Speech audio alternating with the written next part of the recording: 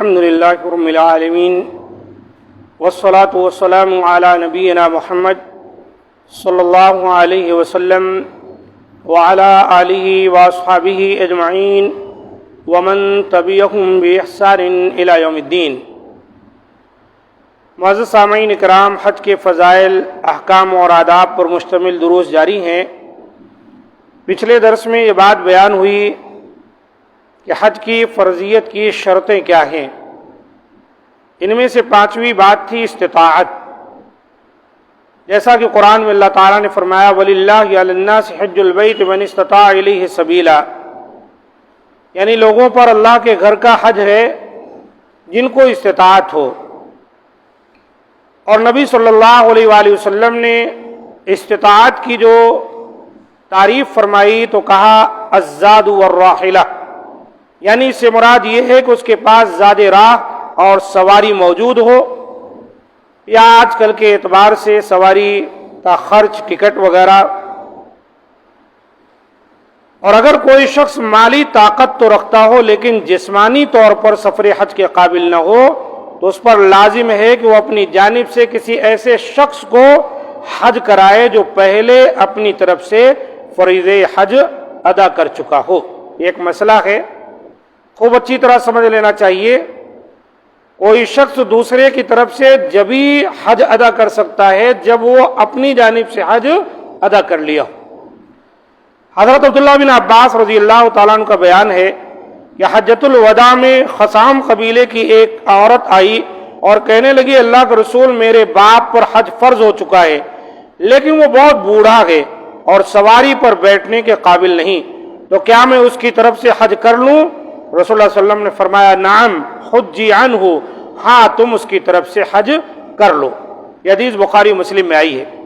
اسی طرح حضرت عبداللہ بن عباس رضی اللہ تعالیٰ عنہ کا بیان ہے کہ نبی کریم صلی اللہ علیہ وسلم نے ایک شخص کو سنا جو کہہ رہا تھا لبیک عن شبرمہ، یعنی میں حاضر ہوں شبرمہ کی طرف سے۔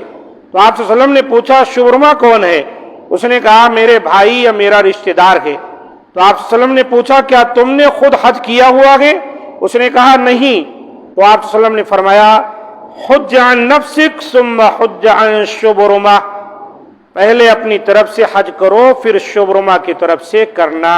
اس حدیث کو امام ابو داؤد ابن ماجہ نے روایت کیا ہے وصححہ الالبانی۔ اس حدیث سے بالکل مسئلہ واضح ہو گیا کہ پہلے اپنی طرف سے حج کرنا ہے، پھر اس کے بعد جس کی طرف سے آپ حج کرنا چاہیں کر سکتے ہیں۔ یاد رہے کہ عورت کے لیے ان شرائط کے علاوہ ایک اور شرط یہ ہے کہ سفر حج کے لیے اسے محرم یا خاوند کا ساتھ میسر ہو۔ اگر ایسا نہ ہو تو اس پر حج فرض نہیں۔ ارشاد نبوی ہے لا يحل لامرأة ان تسافر ثلاثا الا ومعها ذو محرم منها، کسی عورت کے لیے حلال نہیں کہ وہ 3 دن کی مسافت کا سفر اپنے محرم کے بغیر کرے۔ یہ حدیث بخاری مسلم میں آئی ہے۔ اس کا معنی ہے کہ 5 شرطیں حج کی فرضیت کے لیے ذکر کی گئیں۔ نمبر 1 اسلام، نمبر 2 عقل، نمبر 3 بلوغت، نمبر 4 آزادی، نمبر 5 استطاعت۔ یہ مرد و عورت دونوں کے لیے یکساں ہے، لیکن عورتوں کے لیے ایک شرط اور ہے اضافی۔ وہ کیا ہے کہ عورت کے ساتھ جانے کے لیے اس کا کوئی محرم رشتہ دار ہو کہ جس کے ساتھ وہ حج کرنے جائے، یا خاوند ہو۔ اگر ایسا نہیں ہے تو اس کا معنی یہ ہے کہ وہ بھی استطاعت نہیں رکھتی، حج کے لیے ضد نہ کرے، اپنی طرف سے کسی اور کو حج کرائے، بھیج دے، وہ کوئی اور اس کی طرف سے حج کر لے، کوئی حرج نہیں۔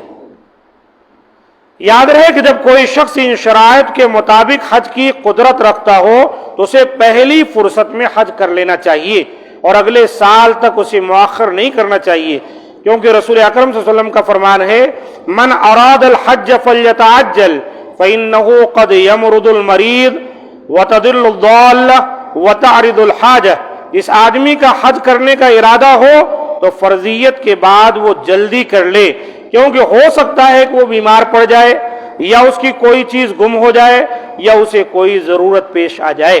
اور جو استطاعت ہے وہ اس سے ہٹ جائے، غیر مستطیع ہو جائے، وہ مال تھا چوری ہو گیا، بیمار ہو گیا، جانے کے قابل نہیں رہ گیا، اور کوئی ایسا مسئلہ درپیش آ گیا کہ جا ہی نہیں سکتا، پھر زندگی وفا کرے، وہ حج کر سکے نہ کر سکے۔ اس لیے اللہ کے رسول نے فرمایا جس پر حج فرض ہو گیا تو فلیتعجل، اس کو چاہیے کہ جلدی سے حج کر لے۔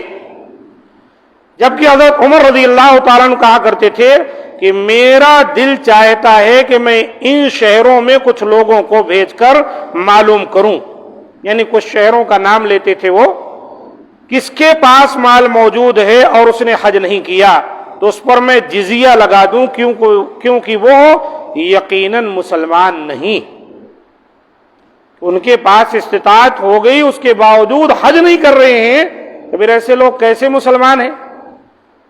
حج فرض ہو گیا، آپ کو اللہ نے مالی استطاعت دے دی اور دیگر تمام باتیں پوری ہیں، راستہ پرامن ہے، آپ طاقت رکھ رہے ہیں، جاتے ہیں، تو پھر کوتاہی کرنا کیا ہے؟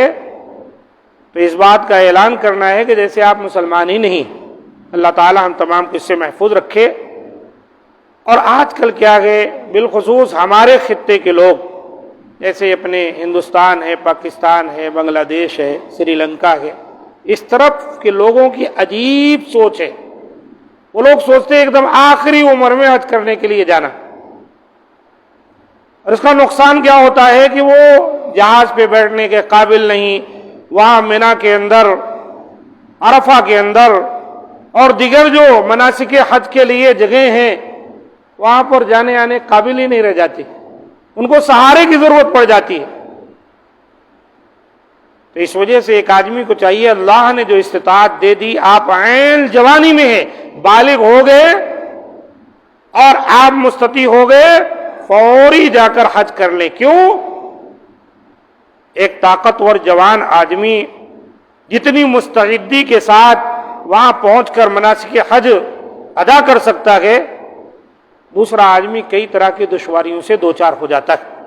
اللہ تعالیٰ سے دعا ہے کہ مولا کریم ہم تمام کو ان باتوں کو سمجھنے کی توفیق دے اور اپنے گھر کا حج نصیب فرمائے، مستطیع بنائے کہ ہم حج کر سکیں، اور اللہ تعالیٰ ہماری تمام طرح کی عبادات کو شرف قبولیت بخشے، ہمارے گناہوں کو بخش دے، ہماری خطاؤں کو درگزر فرمائے، ہمارے حال پر رحم فرمائے کہ یقیناً وہی رحم و کرم کرنے والا ہے۔ سبحان ربک رب العزت عما یصفون وسلام علی المرسلین والحمد للہ رب العالمین۔